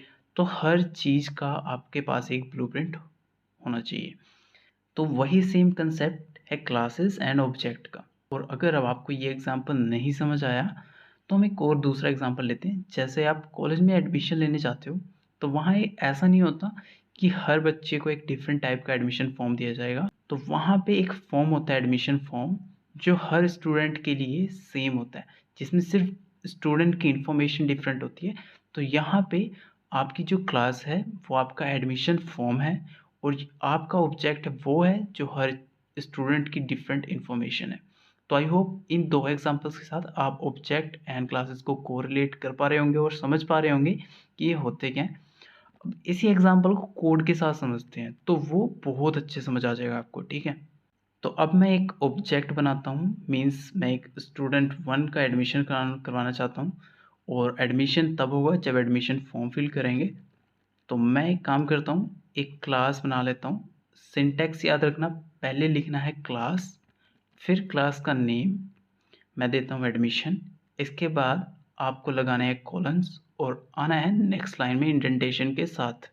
अब यहाँ एक फंक्शन डिफाइन करता हूँ। और हाँ, जब आप ऑब्जेक्ट ओरिएंटेड प्रोग्रामिंग करेंगे तो यहाँ फंक्शंस को मेथड बोला जाता है। तो इसमें कोई डिफरेंस नहीं है, लेकिन आप इस चीज़ को याद रखना, ठीक है। तो मैं सिंपल सा एक ग्रीट के नाम से मेथड बना लेता हूँ और यहाँ पे सिंपली प्रिंट करा देंगे कॉन्ग्रेचुलेशन फॉर एडमिशन। लेकिन एक बात याद रखना, आपको यहाँ सेल्फ जरूर देना है। और अब यहाँ जो हम ऑब्जेक्ट बनाना चाहते थे, वो हम बनाना चाहते थे इस क्लास का, क्योंकि अब हमारे पास ये टेम्पलेट तैयार हो गई है। तो अब अगर कोई भी ऑब्जेक्ट बनाना है तो सिंपली क्या करूँगा, student1 को इक्वल करूँगा एडमिशन क्लास का कॉल करके, और अब हमारे student1 का ऑब्जेक्ट रेडी है, ठीक है। विच मीन्स हमने फॉर्म फिल कर दिया। तो मैं क्या करूँगा, मैं student1 डॉट ग्रीट, एंड जैसे मैं कोड को रन करता हूँ तो मुझे यहाँ ग्रीट मिल जाएगी, कॉन्ग्रेचुलेशन फॉर एडमिशन। अब अगर आपने प्रीवियस टॉपिक अच्छे से समझा होगा तो आपको लगेगा यार यही काम तो हम फंक्शन से भी कर सकते हैं, सिंपली फंक्शन को कॉल करो और वो आउटपुट दे देगा। लेकिन इस टेम्पलेट को मैं डिफरेंट स्टूडेंट्स के लिए यूज़ करूँगा। कैसे? अभी मैंने student1 के लिए एक ऑब्जेक्ट बनाया और उसके लिए ग्रीटिंग्स ले ली, और अब सपोज़ एक दूसरा स्टूडेंट आता है student2 जो कहता है कि मुझे भी एडमिशन लेना है। तो हमने इसका भी एडमिशन फॉर्म भरवाया और student2 के नाम से भी एक ऑब्जेक्ट बनाया, और सिमिलरली student2 भी ग्रीटिंग ले सकता है। And see congratulation for admission.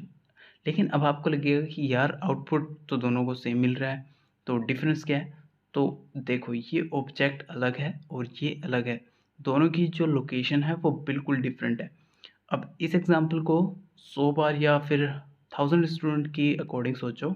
Her student के लिए फंक्शन बनाने से अच्छा क्या करूँगा, मैं एक सिंपल सी टेम्पलेट बना लूँगा। कोई भी स्टूडेंट आता है वो अपना एडमिशन फॉर्म लेके ऑब्जेक्ट बनाएगा एंड इस फंक्शन को यूज़ कर सकते हैं।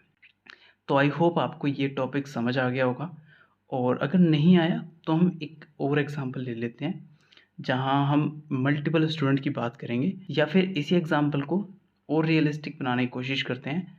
इसको अभी कमेंट आउट करते हैं। अब बनाते हैं क्लास। याद रखना ये केस सेंसिटिव है, मैं बार बार मिस्टेक कर रहा हूँ, आप मत करना ऐसी मिस्टेक। तो क्लास बनाई हमने एडमिशन के नेम से। यहाँ हम एक और मेथड डिफाइन करते हैं, def underscore underscore init underscore underscore. अब यहाँ जैसे मैंने इनिट टाइप किया तो इसने सेल्फ और नन खुद टाइप कर दिए, बट अभी हमें इसकी ज़रूरत नहीं है, तो इनको रिमूव करते हैं। अभी के लिए ये पास रहने दो। इसके बाद हम एक और मेथड बनाएंगे डेफ ग्रेट के नाम से, जिसमें हमें लेना है सेल्फ, और यहाँ हम प्रिंट करेंगे कॉन्ग्रेचुलेशन, एंड नेक्स्ट लाइन में प्रिंट करेंगे हम you are selected for branch, ठीक है। तो अब मैं चाहता हूँ तो जब भी कोई स्टूडेंट आए तो वो कुछ इन्फॉर्मेशन दे एडमिशन के लिए। फॉर एग्जांपल पहले दे वो अपना नाम, दूसरा दे वो अपनी ब्रांच। तो ये हम लेंगे इनिट फंक्शन में, और यहाँ हम लिखेंगे self dot name equals to name and self dot branch equals to branch. और अब यहाँ हम एक कॉमा डाल के लिखेंगे सेल्फ डॉट नेम, और यहाँ पे मैं करता हूँ सेल्फ डॉट ब्रांच। अब यहाँ हमने बेसिकली किया क्या है मैं समझाता हूँ आपको। और ये जो इनिट फंक्शन या मेथड बोल सकते हैं, ये एक स्पेशल मेथड होता है जो कि ऑटोमेटिकली कॉल होगा हर ऑब्जेक्ट के लिए। सपोज आप इसे कॉल नहीं भी कर रहे हो तब भी ये एग्जीक्यूट होगा। तो अगर कोई भी स्टूडेंट आता है एंड हम यहाँ पे लेते हैं सेल्फ डॉट नेम, तो मैं काफ़ी देर से सेल्फ सेल्फ बोल रहा हूँ, पहले इससे समझते हैं ये है क्या। जब हम एक ऑब्जेक्ट बनाते हैं और इसे रन करते हैं तो ऑब्जेक्ट भी पास होता है। अब एक काम करते हैं, इस चीज़ को इस कोड में ना करके ऊपर वाले कोड में समझते हैं, तो आपको शायद जल्दी समझ आ जाए। तो इसको करते हैं कमेंट और इसको करते हैं कमेंट, और ये student2 का ऑब्जेक्ट हटा देता हूँ मैं। तो अब अगर मैं यहाँ से सेल्फ को हटा दूँ और रन करूँ तो यहाँ एक एरर मिलेगा कि ये तो कोई आर्ग्यूमेंट लेता नहीं, बट तुमने पास किया है। और अगर कोड में देखें तो यहाँ कुछ भी नहीं दिया हमने। तो किसी भी क्लास के लिए कोई भी ऑब्जेक्ट क्रिएट करते हो तो ये ऑब्जेक्ट खुद को पास करता है उस मेथड के लिए। तो इस चीज़ को इन ब्रीफ दिखाऊं तो ये जो student1 डॉट ग्रेड लिखा है इसको डिलीट करता हूँ। अब अगर आपको ग्रेड फंक्शन यूज़ करना है, हम इस तरह लिखेंगे एडमिशन डॉट ग्रेड ब्रैकेट, और इस ब्रैकेट में जाएगा student1। और अगर अब इसे रन करते हैं तो सी हमें सेम एरर मिल रहा है कि ये ग्रेड मेथड ले तो कोई आर्ग्यूमेंट नहीं रहा, बट तुम student1 के नाम से दे रहे हो। और अगर मैं यहाँ पे सेल्फ लिखता हूँ और फिर से रन करता हूँ, अब आप देख सकते हो यहाँ हमें आउटपुट मिल जाएगी। सो यही मैं आपको समझाना चाहता हूँ कि जब आप एक ऑब्जेक्ट क्रिएट करते हो ना, तो ये ऑब्जेक्ट खुद को पास करता है यहाँ पे। अब यही जो चीज़ हमने लिखी है, इसी को शॉर्ट में हम लिखते हैं कि student1.create और रन करते हैं। अब आपको यहाँ पे दिख रहा है कि आपने तो कुछ पास नहीं किया, बट ये खुद को पास कर रहा है। तो आई होप आपको यहाँ तक समझ आ गया होगा सब कुछ। एंड अब वापस आते हैं अपने मेन प्रोग्राम पे, ताकि अब मैं आपको फाइनली समझा सकूं कि जब हम कोई प्रोग्राम बनाएंगे रियल लाइफ में तो कैसे काम करेगा। अब मुझे student1 के लिए एक ऑब्जेक्ट बनाना है एडमिशन का, और यहाँ पास करूँगा नेम विच विल बी अवी and branch will be EC। ठीक है, तो EC। और अब आपको पता है करना क्या है, तो सिंपली लिखेंगे student.create, तो यहाँ ब्रैकेट में लिखेंगे student1 एंड इसके बाद रन करते हैं एंड सी आउटपुट आ गई। एंड सी यहाँ पे मैंने 2 आर्ग्यूमेंट्स तो यहाँ दिए थे, उसके बाद मैं student1 को भी पास कर रहा हूँ, विच मीन्स ये खुद भी काउंट होगा। इसलिए यहाँ पे आप देख सकते हो कि ये इनिट फंक्शन 3 पैरामीटर्स लेगा। सो आई होप आपको समझ आ गया होगा, और अगर समझ आ गया है तो इस चीज़ को हम ऐसे भी लिख सकते हैं student1.create एंड रन करो इसे एंड आउटपुट मिल जाएगी। अब यही काम मैं आपको मल्टीपल स्टूडेंट्स के लिए भी करके दिखाता हूँ। कॉपी करते हैं इसे और पेस्ट कर लेते हैं मल्टीपल टाइम्स, चेंज कर देते हैं ऑब्जेक्ट नेम और स्टूडेंट डेटा जो भी हमें चाहिए एज़ पर रिक्वायरमेंट। फटाफट से इन्हें कंप्लीट करता हूँ मैं। ठीक है, अब टर्मिनल को क्लोज करते हैं एंड अब रन करते हैं। तो अब हर स्टूडेंट के लिए आउटपुट देगा सी कॉन्ग्रेचुलेशन अभी, congratulation Vijay, congratulation Bhaskar, congratulation Arpit and congratulation Himanshu. तो ये हर एक स्टूडेंट के लिए डिफरेंट होगा। तो गाइस आई होप आपको सारे कंसेप्ट क्लियर हो गए होंगे पाइथन के। एंड अगर आपको पाइथन आती है तो आई एम श्योर आपकी रिवीजन बहुत अच्छे से हुई होगी। एंड अब गाइस अगर आप कॉम्पिटिटिव के लिए पढ़ना चाहते हो या फिर प्लेसमेंट के लिए तैयारी करना चाहते हो, तो ऑब्जेक्ट ओरिएंटेड प्रोग्रामिंग के कॉन्सेप्ट को डिटेल में पढ़ सकते हो। या फिर आप machine learning, AI, data science की तरफ मूव होना चाहते हो, तो उससे रिलेटेड मॉड्यूल्स के बारे में पढ़ सकते हो, लाइक numpy, pandas, मैटप्लॉटलिब। और अगर आप वेब डेवलपमेंट की साइड जाना चाहते हो तो जेंगो फ्रेमवर्क के बारे में पढ़ सकते हो। एंड अगर गाइस आपको मुझसे कोई भी हेल्प चाहिए या फिर आप चाहते हो कि मैं पाइथन के ऊपर कंप्लीट सीरीज़ बनाऊं जिसमें सारे टॉपिक्स को ब्रीफ में डिस्कस करें, तो कमेंट सेक्शन में ज़रूर बताना। एंड आई विश आप लोगों की पाइथन की आगे की जर्नी बहुत अच्छी रहे। तो बस आज की वीडियो में इतना ही, मिलते हैं नेक्स्ट वीडियो में।